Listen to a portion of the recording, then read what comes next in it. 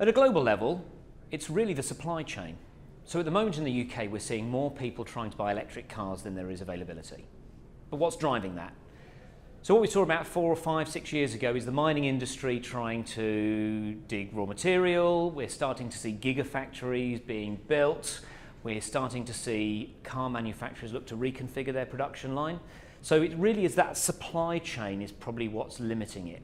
I guess the thing for us is my second order of limitation will be the right infrastructure in the right place. So we have a small window of opportunity to get the right infrastructure right before that supply chain fixes the supply of cars.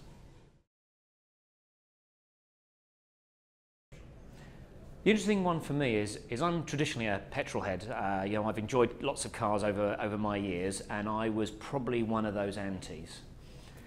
But I spent 10 years working in the wind industry, so I thought it wasn't really good to be doing it professionally and not being clean in my lifestyle personally. So I borrowed a Nissan Leaf for a week. And in using a Nissan Leaf for a week, it was a eureka moment. So for me, one of the biggest barriers is that perception, that it's somehow different, it's somehow worse.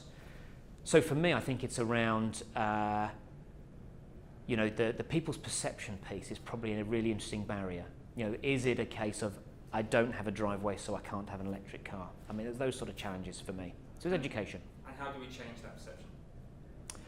I'm a firm believer that you can either tell, which is your stick, or you show, which is the carrot. It's interesting for me that almost every time I'm at a public charging point, I'm always asked, how far does it go? How much does it cost to charge? How much does it cost to buy? And actually what you find is when people are inquisitive and they ask the right sort of questions, you overcome those barriers.